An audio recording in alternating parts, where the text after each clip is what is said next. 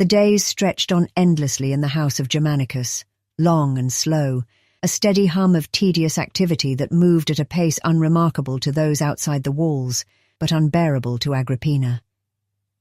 Within these walls, life continued with an almost eerie normalcy. Servants moved through their routines with quiet efficiency, their soft footsteps a constant background to the silence of Agrippina's mind. Children's laughter echoed faintly from the peristyles, their innocence a stark contrast to the growing weight of her thoughts. To an outsider, all might seem untouched by the storms swirling around them, but to Agrippina, it was all a cruel mockery of the security she had formerly known. What was once a household filled with purpose and honour now seemed a hollow reflection of the glory her family had once commanded. The alliance between Claudius and Sejanus, once viewed as a possible pillar of her family's continuity, had frayed beyond recognition. Agrippina's mind lingered on the death of Claudius's son, Drusillus. The young boy's betrothal to Sejanus's daughter, Eunilla, had been more than a mere marriage. It had been a threadbare tether to a semblance of security. For Agrippina, it had represented a fragile hope, a connection to a power that might shield her children from the rising tide of uncertainty. Now, even that frail link had snapped, leaving Agrippina nothing but the cold, empty space where certainty had once lived. Standing on the loggia outside her bedchambers, Agrippina fixed her gaze on the streets below. The bustling city moved as it always had, unaware of the deep currents of tension flowing beneath its surface. Like a flood waiting to crest, Agrippina could feel the shift. It was subtle, but undeniable. Agrippina knew the absence of Tiberius would ripple through the corridors of power.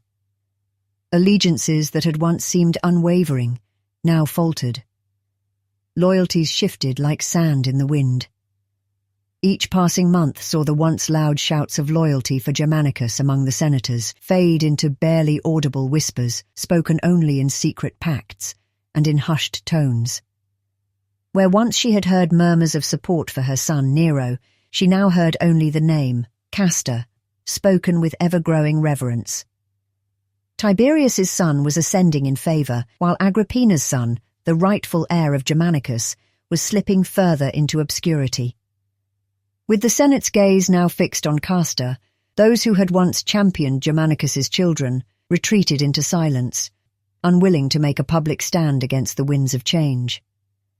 The Senate, ever watchful for the shifting tides of favour, had learned long ago how swiftly loyalty could turn, and no one wished to find themselves on the wrong side of Tiberius's approval. The eagerness to prove allegiance had become a perilous game, even for the most innocuous of people.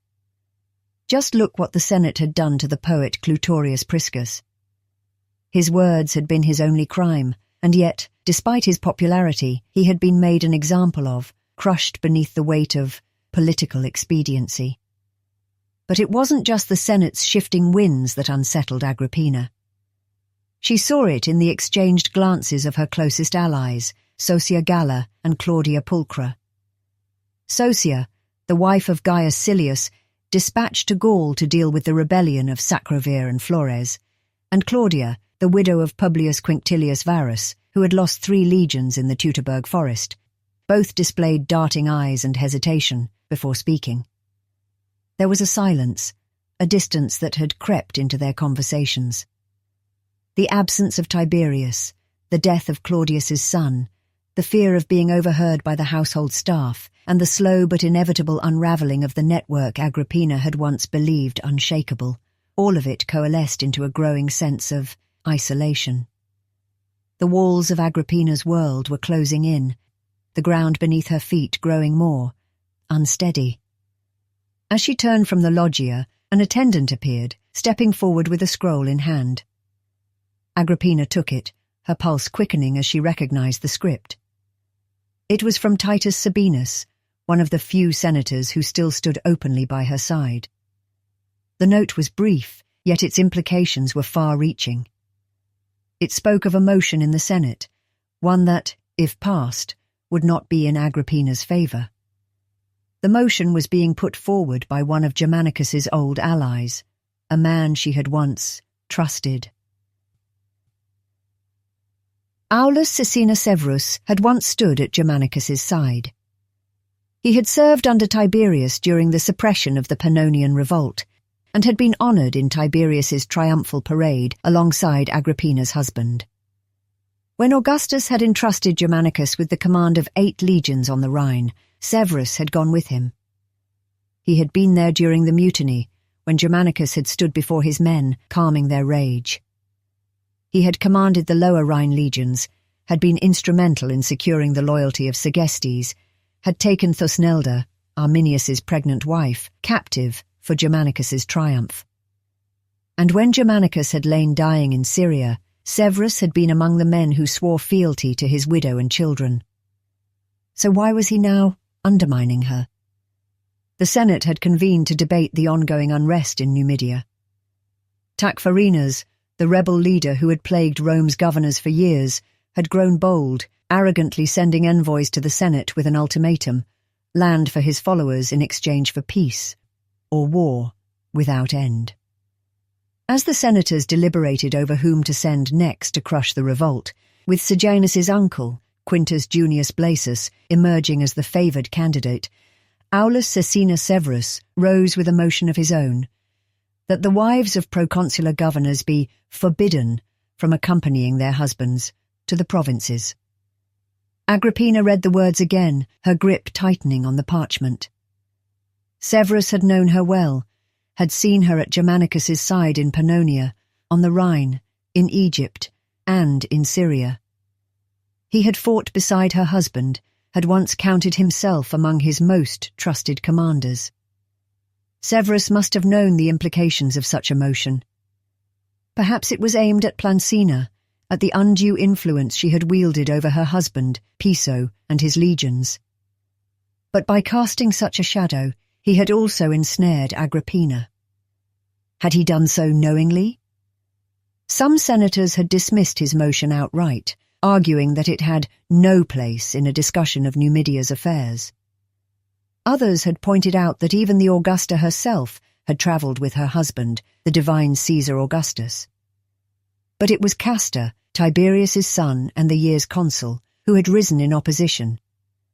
Not for Agrippina's sake, certainly not in her defence, but for the principle of the matter. For his own wife, Livilla, had accompanied him to Pannonia. For Castor to allow Severus's motion to pass would be to condemn his own past actions. And so, with Castor's opposition, the motion failed. Severus had taken his seat, and the Senate's attention had turned back to the matter of Numidia. Severus's motion may have failed, thought Agrippina, but it had served its purpose. The Senate was testing the waters, gauging where the real power now lay, and Agrippina had seen the answer written clearly in the proceedings.